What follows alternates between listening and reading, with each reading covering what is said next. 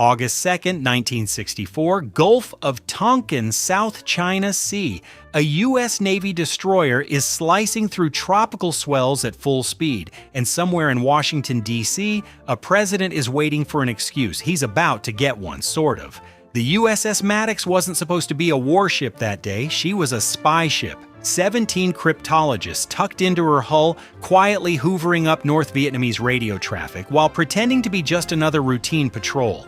Totally normal stuff, nothing to see here. Definitely not surveillance. The naval equivalent of, I'm just standing near the ATM, I don't even need cash. Then 3 North Vietnamese torpedo boats showed up. P-4 class fast attack craft, closing hard on the Maddox like they had a point to prove. Captain John Herrick didn't blink. At 15:05 Greenwich Mean Time, Maddox fired 3 warning shots across the lead boat's bow. The North Vietnamese responded by launching actual torpedoes. So much for warnings. 4 F-8 Crusader jets from the USS Ticonderoga screamed in, strafed and rocket attacked the boats, and within minutes it was over. 2 enemy craft left badly damaged, 1 dead in the water. The Maddox. 1 bullet hole, a single machine gun round on her superstructure. Embarrassingly, one-sided. The North Vietnamese later claimed they sank 2 boats. They did not. Classic. Same energy as losing a fist fight and texting your friends that you won. The first incident was real, verifiable, clean. It was also, as it turned out, the least important thing that happened that week. 2 days later, Maddox was joined by a second destroyer, USS Turner Joy. The 2 ships prowled west of North Vietnam, while South Vietnamese commandos, funded, trained, and directed by Washington, were busy raiding North Vietnamese coastal islands just miles away. Lyndon Johnson knew about those raids. Remember that. File it away. That night, August 4th, a storm rolled in. Thunderstorms, high seas, intermittent radar blackouts. Maddox's long-range radar wasn't fully operational. Turner Joy's fire control radar wasn't fully operational either. The conditions were, to put it charitably, terrible, and to put it honestly, exactly the kind of conditions where scared sailors in a combat zone start seeing ghosts. And that's exactly what happened. Both ships suddenly lit up with radar and sonar contacts, torpedo wakes, radio signals, distant gunfire, searchlights in the dark. Over the next 3 hours, the destroyers burned through 249 5-inch shells, 123 3-inch shells, and several depth charges, firing blindly into pitch-black water at targets nobody could actually see. U.S. pilots circling overhead saw nothing. No boats, no wakes, no muzzle flashes, just ocean. One of those pilots was a young commander named James Stockdale. He would later spend years as a prisoner of war in Hanoi, survive torture that would break most people, and come home with the Medal of Honor around his neck. In 1964, circling over that black water in his F-8, he radioed back one sentence: "Nothing there, just ocean." Take a second with that, because everything that comes next is built on what Washington chose to do with that information. Hours after the battle, Captain Herrick, the same man who had commanded the Maddox through a real torpedo attack just 48 hours earlier, a man who knew what an actual attack looked like, sent an urgent priority cable to Pacific Command. Not a victory report, a warning. He wrote, "Freak weather effects on radar and overeager sonarmen may have accounted for many reports. No actual visual sightings by Maddox." The man on the ship, the man whose job it was to know, said, "I don't think this happened. Washington received that cable, read it, and then did something that should make your blood run cold. It ignored it completely." President Lyndon B. Johnson went on national television the same evening and told 200 million Americans that North Vietnam had launched a second deliberate, unprovoked attack on U.S. naval vessels in international waters. He said he'd already ordered retaliatory airstrikes on enemy gunboat bases. He said Congress would be asked for a resolution. He was calm, he was presidential, he was certain. He had Herrick's cable sitting on his desk.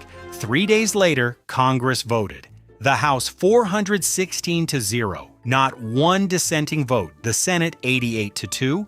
2 senators, Wayne Morse of Oregon and Ernest Gruening of Alaska, voted no. They were mocked at the time, called obstructionists, called naive. History has since been extremely unkind to everyone who voted the other way.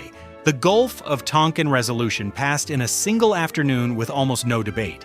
It authorized the president to take all necessary measures to repel any armed attack and prevent further aggression in Southeast Asia.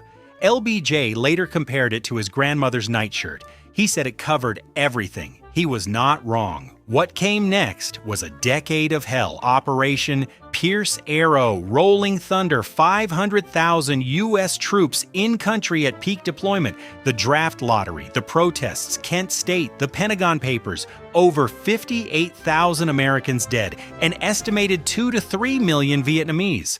All of it, every single body, built on one stormy night when two Navy ships fired 372 rounds into empty water and came home convinced they'd been in a battle. Don't sit with that too long because it gets worse.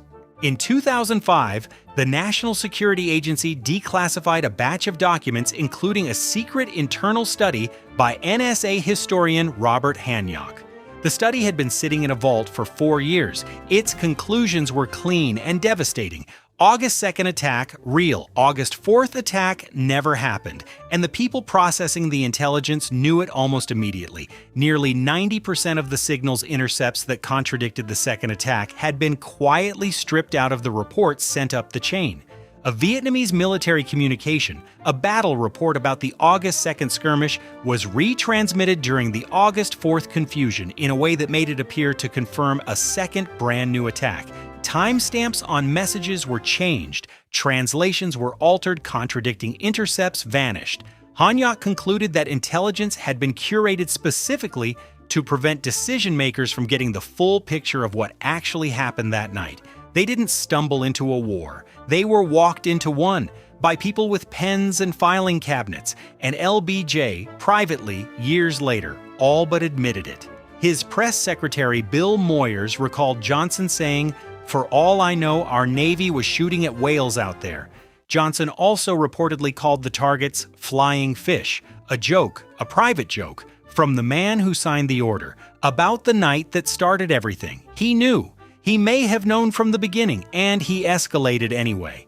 McNamara, Defense Secretary Robert McNamara, the man who built the architecture of the Vietnam War, privately told Johnson that the August 2nd attack was almost certainly provoked by the U.S.-backed South Vietnamese commando raids happening that same week.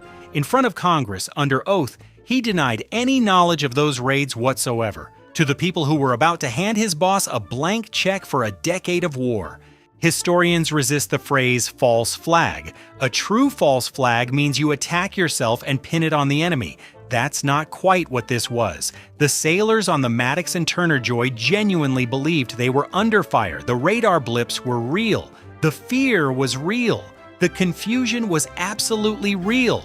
What wasn't real was the choice made in Washington to treat that confusion as confirmed fact, to receive Herrick's warning, read the words, "No actual visual sightings," and walk straight onto national television anyway, to strip 90% of the contradicting intelligence before it reached decision makers, to lie to Congress about covert operations that almost certainly triggered the first attack in the first place. That's not a false flag. That's something arguably more dangerous, a real mistake deliberately weaponized before the echoes of the guns had even faded. 58,000 Americans went to Vietnam because of a storm, some faulty sonar, some overeager sailors, and a president who decided that doubt was a luxury he couldn't afford or simply didn't want to pay for. Turns out, you can start the longest war in a generation with absolutely nothing. You just have to make sure nobody reads the cable.